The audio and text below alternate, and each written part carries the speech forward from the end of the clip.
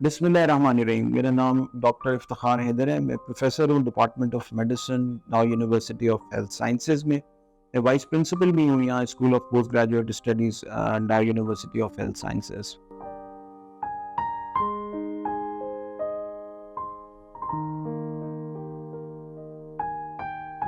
कि हमने ज़िंदगी में एक तवाज़ुन कैसे कायम रखना है सेहत के साथ मिलके। और अगर मैं इसकी तारीफ़ करूँ आम लोगों के लिए या समझने के लिए, तो इसका मतलब ये है कि एक हमने ऐसा तवाज़ुन कायम करना है अपनी ज़हनी सेहत और जिस्मानी सेहत के अंदर, जिसमें मेरी पर्सनल लाइफ, मेरी जो फैमिली है, मेरी जो नॉर्मल ज़िंदगी है, मेरे बच्चे हैं, मेरा कमिटमेंट है, वो भी मुतासिर ना हो। और साथ साथ मेरी जो प्रोफेशनल कमिटमेंट्स हैं, मेरी जो जिम्मेदारी काम करने की है, जॉब करने की है, उनके दरमियान एक मैंने तवाज़ुन कायम रखना है। ये है असल में तसव्वुर वर्क लाइफ बैलेंस का।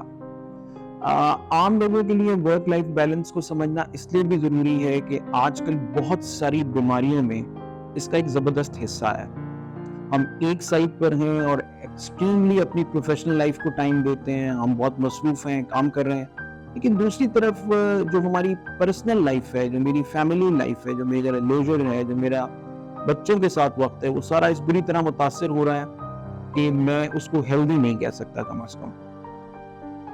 हम आज इस पूरी बात को, एक बीमारी को बुनियाद बना के भी थोड़ा समझते हैं कि किस तरह ये जो तसव्वुर है, ये मदद करेगा आपको ये अंडरस्टैंड करने के लिए कि हमें क्यों ये तवाज़ुन कायम रखना है अपनी प्रोफेशनल और पर्सनल ज़िंदगी के दरमियान।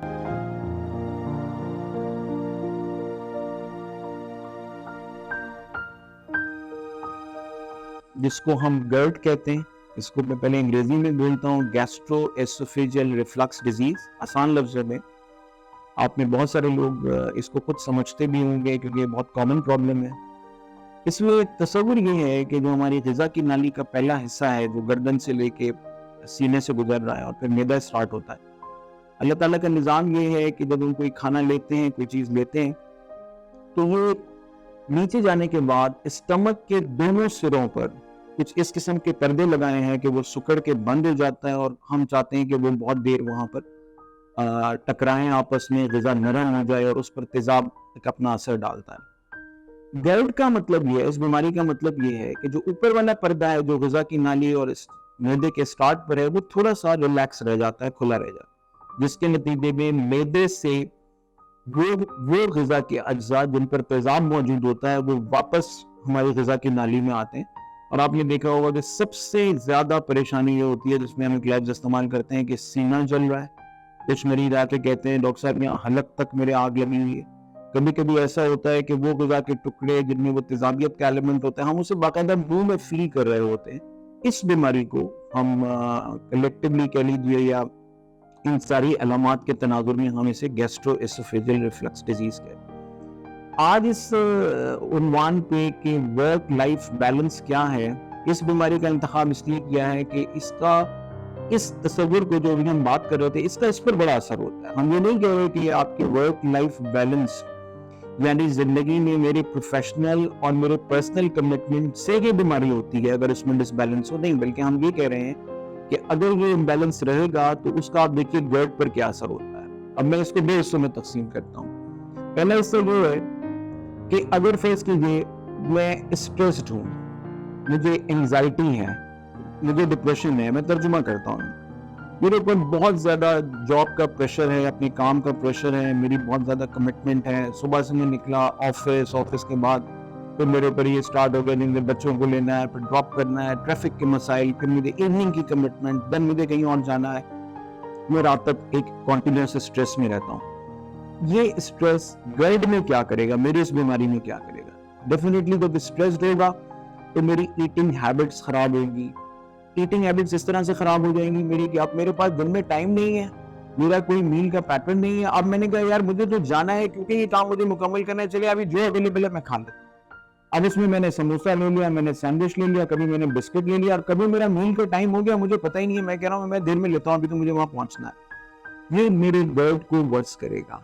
फिर ये स्ट्रेस देखिए, इस स्ट्रेस से मेरी स्लीप कितनी बुरी तरह मुतासर होती है। आप देखेंगे तो लोग सो भी रहे हैं तो एक एक डेढ़ डेढ़ रात का बज रहा है, दोपहर में जा रहे, कोई पॉसिबल नहीं है। हमारे यहाँ हम दोनों शिफ्टों में काम करते हैं, ज्यादातर हमारे लोग जो हालात हैं हमारे। अब अगर सो भी रहे हो तो वो साउंड स्लीप नहीं है, मैं कई मरतबा उसमें उठ रहा हूँ दरमियान में, फिर नमाज का टाइम हो जाता है, फिर मुझे ऑफिस की टेंशन है, बच्चों को छोड़ना है सुबह। सो ये सारे स्ट्रेसेस मेरी स्लीप पे डिप्राइव करते हैं। हम साइंसी एतबार से ये समझते हैं कि जितना मेरी स्लीप खराब होगी, तो जो अभी मैं अर्ज कर रहा था आपसे कि वो हमारा जो पर्दा है वो रिलैक्स होगा और मेदे वाले वो अज्जा जो हैं वो वापस ऊपर की तरफ आएंगे, तो वो हमें इसको बढ़ा देंगे गर्ड को। इसी तरीके से अगर वजन बढ़ा लेते हैं हम अपना, जाहिर है मेरे पास एक्सरसाइज का टाइम नहीं है, मेरी डाइट का पैटर्न कोई नहीं है, मैं हेल्दी डाइट का कोई तस्वर नहीं रखता, जो मुझे अवेलेबल है मैं वो खा रहा हूँ और मेरा इस तरफ कोई प्रेफरेंस नहीं है, मेरा कोई रुझान ही नहीं है। मैंने वर्क लाइफ बैलेंस जो आज का अनुमान है मैं उसको समझता ही नहीं हूँ कि इसका क्या मतलब है, बस मेरा जो टास्क है मैं उसे पूरा कर रहा हूँ। तो इसका बहुत बड़ा नुकसान ये है कि फिर मेरी गर्ड, आप देखते हैं जिन लोगों का वजन ज्यादा होता है वो बार बार कहते हैं डॉक्टर साहब इसकी बहुत तकलीफ हो रही है, और वो ये समझते हैं कि शायद दवा से हम इसको ठीक कर ले, लेकिन ऐसा मुमकिन नहीं है। इसी तरीके से ये वर्क लाइफ इम्बैलेंस या ये जो हम जिस अदम तवाजुन की बात कर रहे हैं, इसके अंदर बहुत इंपॉर्टेंट चीज है एंजाइटी और डिप्रेशन। एंजाइटी का आसान तर्जुमा ये करते हैं मुस्तकबिल का खौफ, और डिप्रेशन का मतलब होता है मेरे माजी का रिग्रेट, पछतावा। हम आप देखिए नॉर्मली जिंदगी में ये कल क्या हो जाएगा, परसों वो करना है, उसने मुझे बुलाना है, हमें वहां जाना है, इस प्रोग्राम में जाना है, दिस इज एंजाइटी। मैं जब इसको एंशियस होऊंगा, यार ये हो जाएगा, ट्रैफिक में मुझे ब्लॉक मिल जाए, ये एंजाइटी है, क्योंकि मैं फ्यूचर के लिए थोड़ा सा फेयर एंड वरीड हूँ। लेकिन अगर मैं डिप्रेशन देखूं, ये हो जाता, काश हम ये कर लेते, वहां चले जाते, वहां सेटल हो जाते, वो जॉब कर लेते, this is what we call the depression. हमारी फैमिली में ये हो जाता, मैं इतना पैसा अर्न कर लेता। तो बहुत सारे हमारे डिप्रेशन, ये दोनों तीनों फैक्टर, स्लीप डिप्राइवेशन, मेरा वजन बढ़ना, फिर आपने देखा लोग कोई स्मोकिंग पे चला जाता है जिनको आदत होती है, तो वो स्ट्रेस के अंदर आप देखेंगे कि वो उसको और ज्यादा बढ़ा देगा अपनी इस चीज की कंजम्पशन को। कोई और है, कुछ लोग होते हैं जो कि नहीं लेनी चाहिए लेकिन डिफरेंट टाइप के सब्सटेंसेस का इस्तेमाल करते हैं, वो उसको बढ़ा देते हैं, वो समझते हैं इससे उनका प्रॉब्लम जो है वो किसी हद तक सॉल्व हो जाएगा। तो वर्ड का इंतखाब हमने इसलिए किया कि जो हमारी वर्क लाइफ इनबैलेंस है, इसके अंदर इसका बहुत असर आपको इस छोटी सी एक बीमारी के ऊपर नजर आएगा। लेकिन ये जो मेरा स्ट्रेस है और ये जो अदम तवाज़ुन है मेरे अपने पर्सनल काम में, मेरी जॉब में और मेरी अपनी जिंदगी में, मैं बच्चों को कितना वक्त दे रहा हूँ, मैं माँ बाप से मिल रहा हूँ, मेरे पार्टनर से को मैं टाइम दे पा रहा हूँ, नहीं दे पा रहा, अगर मैं कोई टाइम निकाल रहा हूँ फैमिली के लिए तो वो क्वालिटी टाइम भी हो या नहीं है, या मैं उसमें भी स्ट्रेस्ड हो रहा हूँ, इसका इफेक्ट सिर्फ गर्ड पर नहीं है, इसका इफेक्ट हमारी बाकी चीजों के ऊपर भी है।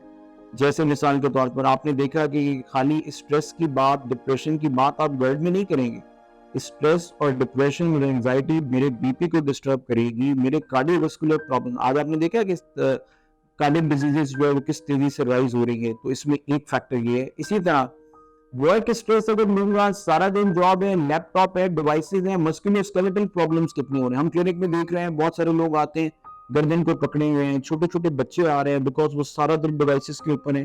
तो बड़ों का भी ये ऑफिस में डेस्क उन्होंने रखा हुआ है अपना कंप्यूटर अरेंजमेंट, तो मस्कुलोस्केलेटल प्रॉब्लम्स इमर्ज हो रहे हैं, कार्डियोवास्कुलर प्रॉब्लम्स इमर्ज हो रहे हैं। और आप एक चीज को इग्नोर नहीं कर सकते कि इस स्ट्रेस से पेट के मसाइल भी बहुत हो रहे हैं, जिसमें एक मशहूर जमाना बीमारी है जिसको हम कहते हैं IBS, इरिटेबल बाउल सिंड्रोम। बहुत सारे मरीज आते हैं, यंग लोग आते हैं, कोई जॉब का स्ट्रेस ले रहा है, कोई अपनी फैमिली का स्ट्रेस ले रहा है, और कभी उनको डायरिया है, कभी वो कहते हैं डॉक्टर साहब कॉन्स्टिपेशन है, कभी वो अजीब सी कंप्लेन करते हैं डॉक्टर साहब कभी डायरिया है, कभी कॉन्स्टिपेशन है, कभी वो कहते हैं डॉक्टर साहब ऐसा होता है हमने कुछ खाया नहीं, पेट में क्रैम्प हुआ है, just rush to the washroom, हमें फौरन ही जो है वो बाथरूम जाना पड़ता है। ये सारी चीजें हैं जो इसके अंदर बाकी जगहों पर भी असर डाल रही है। तो जैसे मैंने कहा कि इस इम्बैलेंस, इस अदम तवाज़ुन के नतीजे में सिर्फ एक बीमारी जैसे हमने एग्जाम्पल बनाया था नहीं है, बल्कि हमें कार्डियोवास्कुलर प्रॉब्लम भी आ रहे हैं, दिल के मसाइल हैं, ब्लड प्रेशर है, आप कह लीजिए मस्कुलोस्केलेटन, पट्ठों के मसाइल, जोड़ों के मसाइल, ये सारी चीजें जो है वो इसके साथ जनरेट हो रही हैं। और डेफिनेटली मेंटल डिसऑर्डर्स भी डेवलप होते हैं, जाहिर है जब स्ट्रेस होगा, एंजाइटी होगी, डिप्रेशन होगा, तो ये सारे मसाइल भी पैदा होंगे।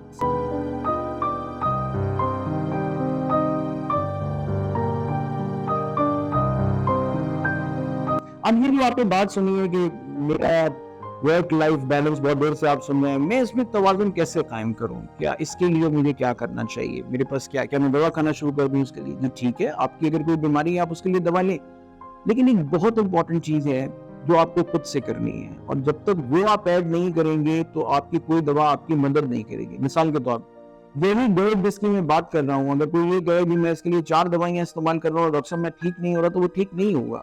वैसे ये जरूर पूछूंगा कि आपका मील्स का पैटर्न क्या है, क्या आप स्मॉल मील्स लेते हैं, थोड़ा टाइम देते हैं उसको, या आप ओवर ईट करते हैं? आप ये बता दें कि आप कितनी कितनी देर अपना जो मील मिस करके अपने मैदे को खाली रखते हैं, आप सोते कितने बजे हैं, क्या आप खाना खाते ही लेट जाते हैं स्ट्रेट?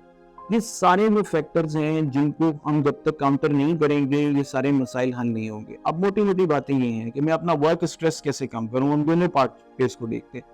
अगर मुझे अपने काम में अपना स्ट्रेस कम करना है तो मुझे कुछ 2-4 चीजों को बहुत, एक तो सबसे पहले अपनी तरजीहात सेट करें कि मुझे करना क्या है, क्या चीज मैं कर सकता हूँ, क्या चीज नहीं हो सकती। हर चीज को ग्रैब नहीं कर सकता इंसान, इसकी कुछ लिमिट्स होती हैं। तो सबसे पहले तो हमें अपनी तरजीहात को सेटल करना है, नंबर 1। नंबर 2, ऐसी कोई फॉल्स कमिटमेंट या हमने वादा किसी से नहीं करना जो मैं पूरा नहीं कर सकता, चाहे वो मेरा बॉस ही हो। फॉर एग्जाम्पल अगर वो मुझे कहता है ये आज करके दे दो, अब उसके लिए रात में 3 बजे तक बैठा हुआ हूँ, लोगों से लड़ रहा हूँ, घर में टाइम नहीं दे रहा, उलझ रहा हूँ, तो इसका मतलब सीधा से ये निकलेगा कि मैंने स्ट्रेस ओवर किया है, तो फिर तो गर्ड है मेरा कोई और प्रॉब्लम हो वो सॉल्व नहीं होगा। तो मुझे ये कहना चाहिए कि सर मैं आज नहीं कर सकता इसको, मुझे प्लीज आप 2 दिन दें, मेरी कुछ और कमिटमेंट्स हैं, मगर मैं इसको प्रॉपर तरीके से कर लूंगा।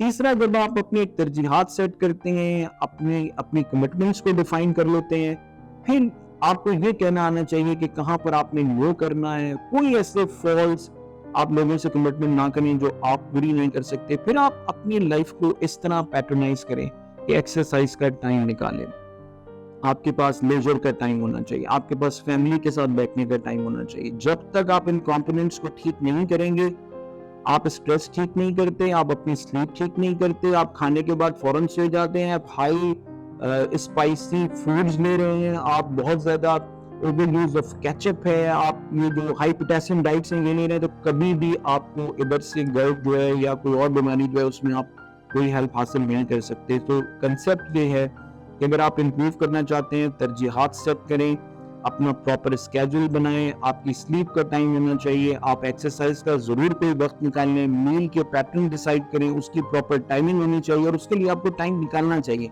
अगर नहीं निकालते तो ये बिल्कुल एक बेहंगम सा स्टाइल है जिंदगी का, और उसमें डेफिनेटली वो आपकी बीमारियों को जरूर वर्स करता है। चाहे आप दुनिया की कोई भी दवा खा लें, हम कभी कामयाब नहीं हो सकते इसको ट्रीट करने में।